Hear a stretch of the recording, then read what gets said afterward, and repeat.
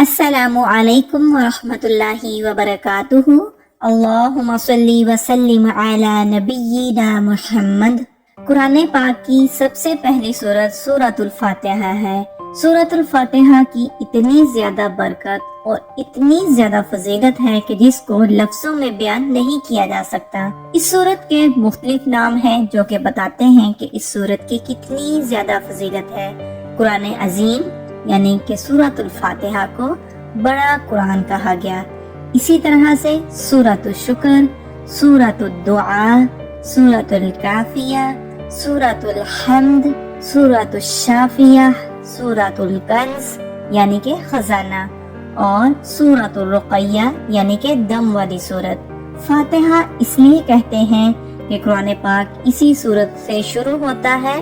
فاتحہ کا مطلب ہوتا ہے کھولنے والی۔ جامعہ ترمذی کی روایت ہے، حدیث کا مفہوم ہے، نبی کریم صلی اللہ علیہ وآلہ وسلم نے فرمایا، نہ ہی توریت میں، نہ ہی انجیل میں اور نہ ہی زبور میں کوئی ایسی سورت دی گئی جو صرف اور صرف مجھے اور امت محمدیہ کو دی گئی۔ تمام جسمانی تکالیف کے لیے سورۃ الفاتحہ کو پڑھ کر دم کیا جاتا ہے۔ صحیح بخاری کی روایت ہے، حدیث کا مفہوم ہے، صحابہ اکرام علیہم اجمعین سفر میں تھے۔ سفر کے دوران انہیں قیام کرنا تھا۔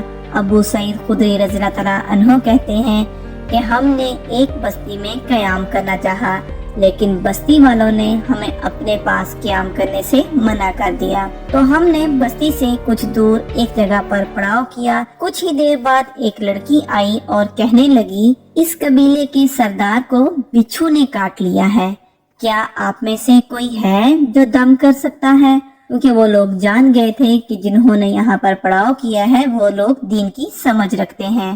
صحابہ اکرام رضی اللہ تعالیٰ عنہ میں سے ایک آدمی اٹھا اور اس لڑکی کے ساتھ چلا گیا، حالانکہ کبھی بھی نہیں سنا تھا کہ یہ شخص دم کرتا ہے۔ جب دم کرنے والا واپس آیا تو پوچھا گیا، کیا تم دم کرنا جانتے ہو یا یوں ہی کہہ دیا تھا؟ اس نے کہا، میں نے سورۃ الفاتحہ 7 مرتبہ پڑھ کر اس شخص پر دم کیا تو اللہ تعالیٰ نے اسے شفا عطا فرما دی۔ دوسرے صحابہ اکرام علیہم اجمعین نے پوچھا، تمہیں کیا پتا کہ سورۃ الفاتحہ سے دم کرتے ہیں؟ ان صحابی رضی اللہ تعالیٰ عنہ نے جواب دیا کہ میں نے رسول اللہ صلی اللہ علیہ وآلہ وسلم سے سنا تھا کہ جب کوئی بیمار ہو، جب کسی کو کوئی تکلیف ہو تو سورۃ الفاتحہ پڑھ کر دم کیا کرو، اسی لیے میں نے دم کیا اور اللہ تعالیٰ نے اس شخص کو شفا عطا فرما دی۔ ان لوگوں کا قبیلے کا سردار تھا، جب انہوں نے دیکھا کہ ہمارا سردار شفا یاب ہو گیا ہے تو انہوں نے اجرت کے طور پر بکریاں عنایت کی۔ صحابہ اکرام علیہم اجمعین نبی کریم صلی اللہ علیہ وآلہ وسلم کے پاس تشریف لائے تو انہوں نے اس واقعہ کا ذکر کیا اور فرمایا، کیا یہ بکریاں ہمارے لیے حلال ہیں؟ نبی کریم صلی اللہ علیہ وآلہ وسلم نے صحابہ اکرام علیہم اجمعین کی دلجوئی کی اور کہا، میرے لیے بھی اس گوشت میں سے حصہ رکھ لینا۔ دم کے لیے شرط یہ ہے کہ وہ الفاظ شرک والے نہ ہوں۔ جادو مرگی کا علاج بھی سورۃ الفاتحہ ہے۔ اگر کسی کو یہ مسئلہ ہو تو صبح اور شام 3 مرتبہ صبح کے ٹائم اور 3 مرتبہ شام کے ٹائم پانی پر دم کر کے پلایا جائے تو شفا حاصل ہو جاتی ہے۔ ذہنی، جسمانی، روحانی جتنی بھی بیماریاں ہیں سب کے لیے دم کیا جائے تو سورۃ الفاتحہ سے شفا حاصل ہوتی ہے۔ سورۃ الفاتحہ کے تعلق سے کوئی بھی خاص مقدار پڑھنے کی نبی کریم صلی اللہ علیہ وآلہ وسلم سے ثابت نہیں ہے، لیکن کچھ مقدار سلف صالحین سے ثابت ہے اور علماء سے ثابت ہے، ان کا اپنا تجربہ ہے، یہ سنت سے ثابت نہیں ہے۔ طاق مقدار میں سورۃ الفاتحہ کو پڑھنا اچھا ہے کیونکہ اللہ تعالیٰ وتر ہے اور وہ اس مقدار کو پسند کرتا ہے۔ سورۃ الفاتحہ میں اللہ تعالیٰ نے بہت زیادہ شفا رکھی ہے۔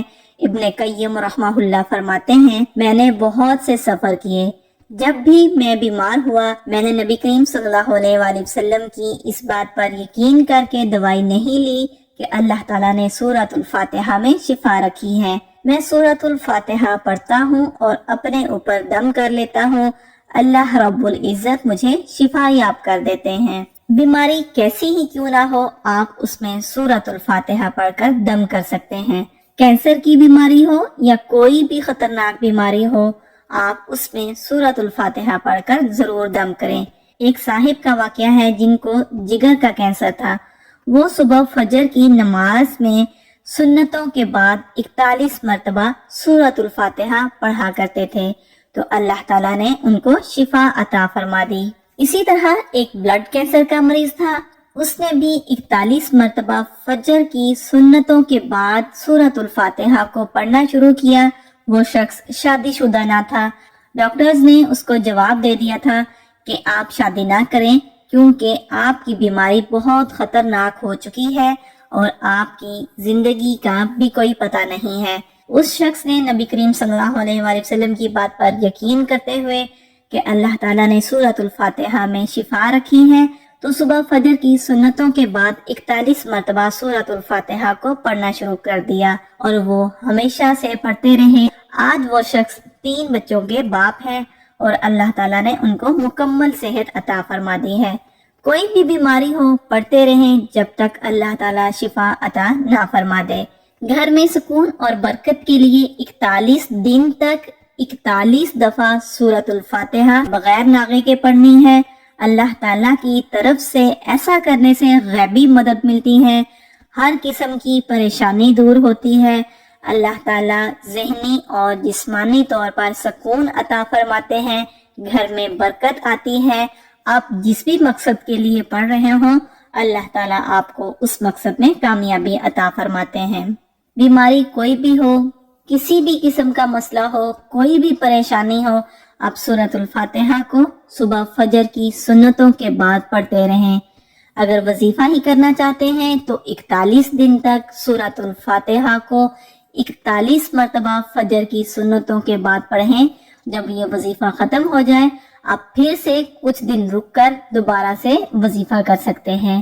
جادو کا بھی اثر ہو تو سورۃ الفاتحہ کو پڑھ کر دم کیا جا سکتا ہے. سورۃ الفاتحہ کی بے شمار برکتیں اور فضیلتیں ہیں. اللہ تعالیٰ سے دعا کرتے ہیں کہ اللہ تعالیٰ ہمیں توفیق عطا فرمائے کہ ہم سورۃ الفاتحہ کی برکتوں سے اور فضیلتوں سے فیض یاب ہو سکیں. آمین. السلام علیکم ورحمۃ اللہ وبرکاتہ.